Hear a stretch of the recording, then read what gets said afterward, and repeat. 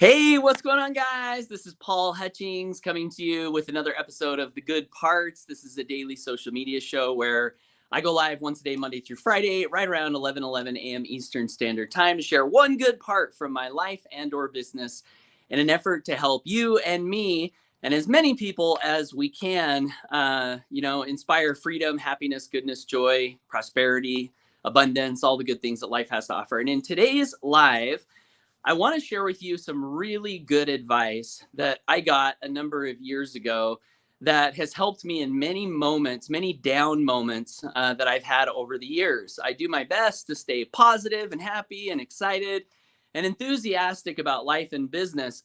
That being said, I don't think any one of us is immune from getting the blues every once in a while. Sometimes things happen that just get us down. So in today's live, I want to share with you the best advice I think that I've ever received that's really helped me. If you're tuning in live, do me a favor and comment below. We got Bill Rizlov tuning in. Hey, Bill, good to see you. How are you today? Appreciate you saying hi. And if you're catching the replay, also please comment below. Let me know who you are, where you're plugging in from, and also let me know your thoughts. Have you ever? Seems probably like a silly question. Have you ever gotten down? But I'll tell you what.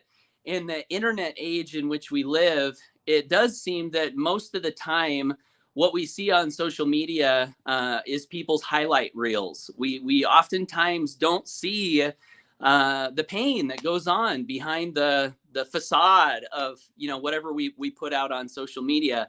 A lot of times over the years, people have said to me, "Paul, you're such a great dad," because I post posts about special moments with my kids, and I always tell them, well, I'm just thankful that you don't see behind the scenes of my highlight reel, because I don't want to put the bad stuff out there, right? And nobody really does.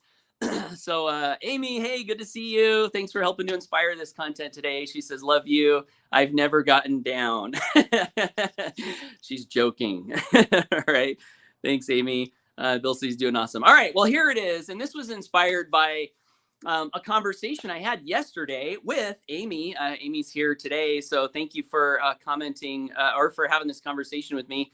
And Deb, hey, what's going on with your last name there? I noticed it changed and I was a little confused, but thankfully I still see your picture. So I still know who you are. But yeah, let me know what's going on with your last name change. So I was talking to Amy yesterday. She gave me a call and we were having a conversation about this topic, how sometimes we get down. And a couple of things that came up in the conversation. One was this realization that whatever's going on in our lives and in our businesses, we always have two choices to make. We can mentally and emotionally and psychologically and maybe even spiritually, we've got two directions to go. It seems to me we can go down or we can go up. And in the moments where I've gotten, really down over the years, I've noticed I've noticed that what was happening inside myself was there was this negative thing going on, or this thing that I perceived to be negative. And then I began to dwell on that. And then I thought about this other negative thing. And then I'd begin to dwell on that. And then this other negative thing. And next thing you know, my mental state, my emotional state is just going down, down, down. And so, I think the first thing to realize is that we've got that choice. We have a mind, and we can choose to focus on things that can bring us in an upward direction rather than a downward direction. I do believe we have that choice. And so additionally, as we were talking in the conversation, I remembered this piece of advice that I want to share with you today. Deb says, went back to my maiden name. It was a long time in coming, broke free. Freedom! Way to go, Deb. That's awesome. Okay, well, now it makes sense. Okay, so here's the story that came up. So you may or may not know that there was a period in my life where I actually moved all the way to Taiwan and learned to speak Mandarin Chinese and spent 2 years as a missionary. I was actually riding my bike up and down the street, knocking on doors, talking to strangers from morning till night for 2 years straight. And I left my family. I couldn't talk to my family other than letters. My mom, I couldn't connect with my mom other than on Christmas and on Mother's Day. So it was a big change for me to do this. And I remember when I first got to Taiwan and realized what I had gotten myself into, it was so overwhelming because right when I got there, we went out on the street and it was first thing in the morning. We had to get up at 6 a.m. and then we would have a study time. And then we had to be out the door by 9, and we couldn't be back in the apartment until 9 o'clock that night. And it was pretty much that way 7 days a week for the most part. And I don't know what I imagined it to be before I went, but I remember getting there and being like shocked, like, oh my gosh, this is going to be my life for the next 2 years. This is like too much to bear. This is more than I ever could have thought. How am I going to get through this? And then to add to that, we had like I had spent 6 weeks or maybe 8 weeks learning Chinese before I went. And by the end of that 6 to 8 weeks, I was thinking like, okay, I got this. I can speak a little Chinese. But when I got there and I started talking to people on the street, I couldn't understand anything. And I remember thinking like, what the heck did they teach us? Because what these guys are saying and what they taught us, they're completely different. I couldn't understand one word. And so here I am in this strange culture, strange to me. There's Buddhist temples everywhere. There's dragons on all the buildings. You're riding your bike down the road, like scooters. Like most of the people in Taiwan drive scooters. They don't drive cars. There are a few cars, but mostly it's scooters.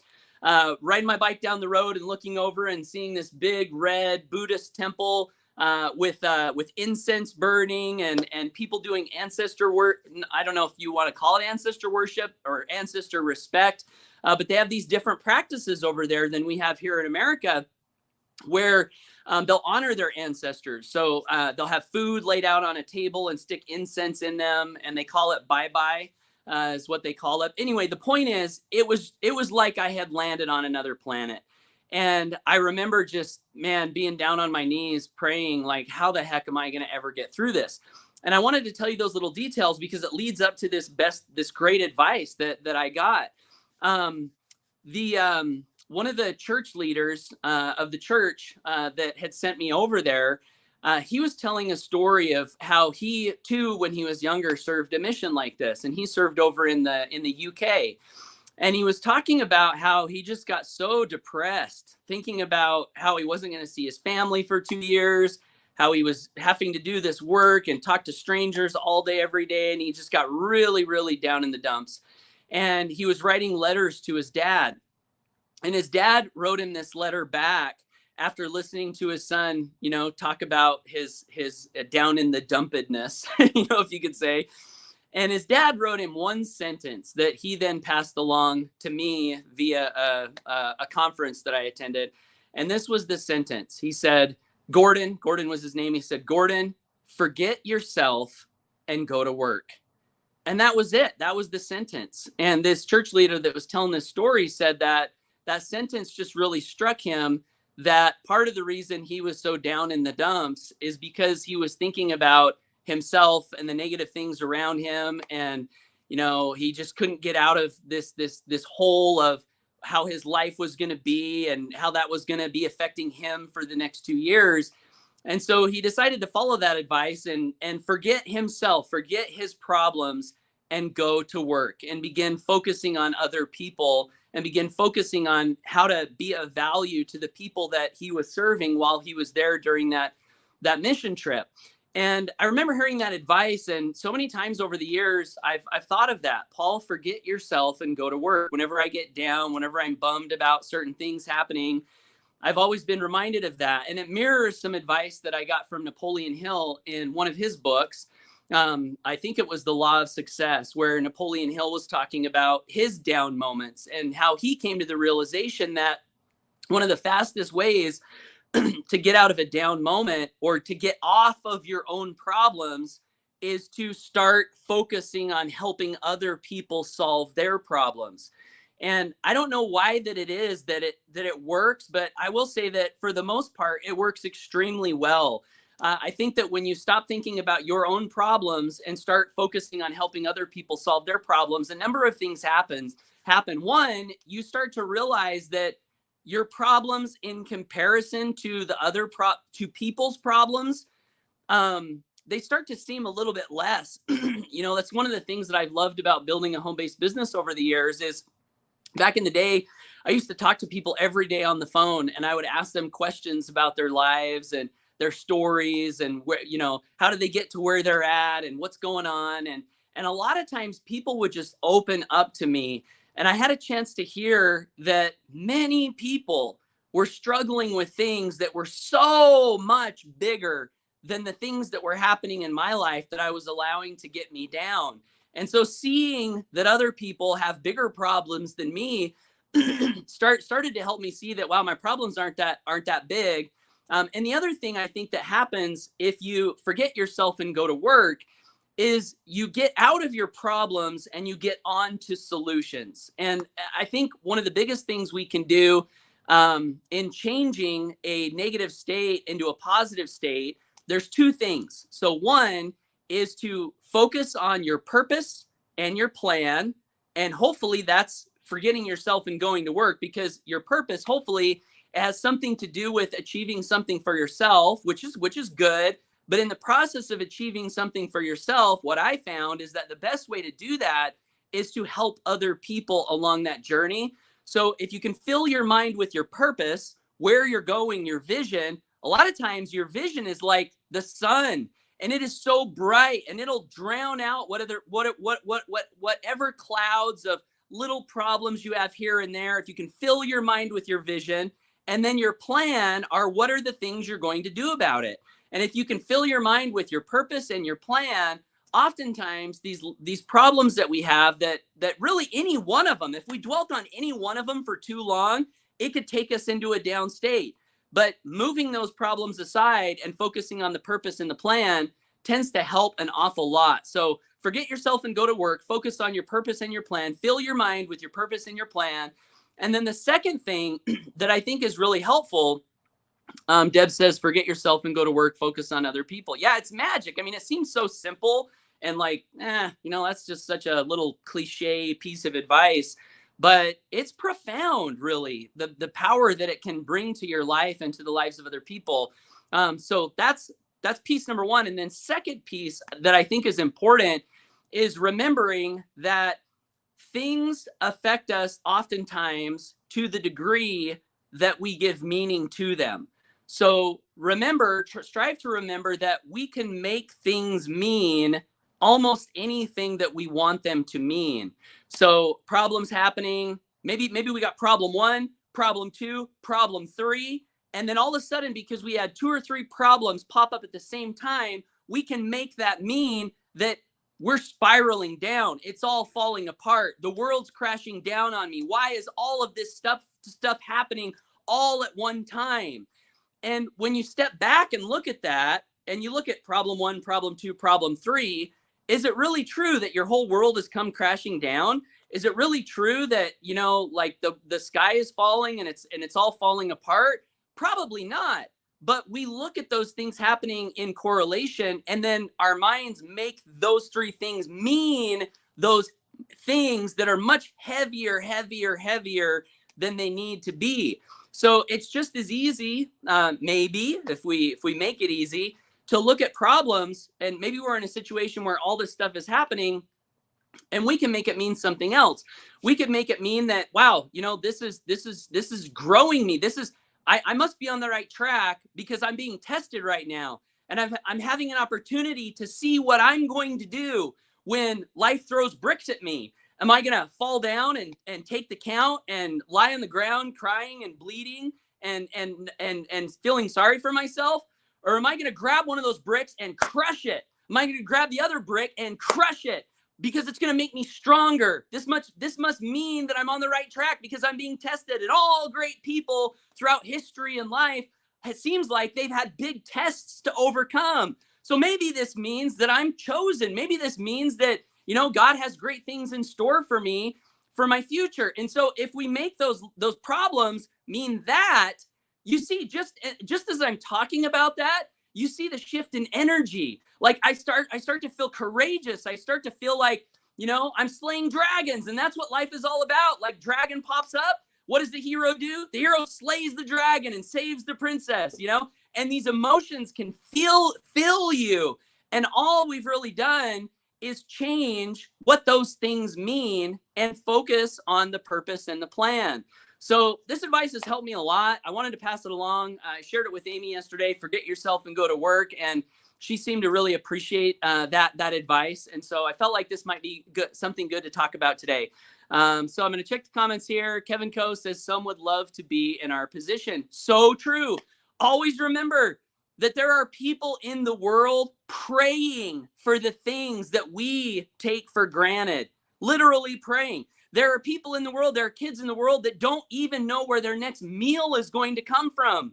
And thankfully, I don't have that problem. So, wow, I should be thankful for that. You know, my life is good, you know, in that regard. So great comment, Kevin. Amy says the only way to pass the test is to take the test. Yeah, right. And if we've got a test in front of us, we've got to take it. And the only decision we really have is, how are we going to take the test? How are we going to show up in the face of these things that sometimes happen? Deb says, love it. Such good advice. Yay. Awesome. Thanks so much, Deb.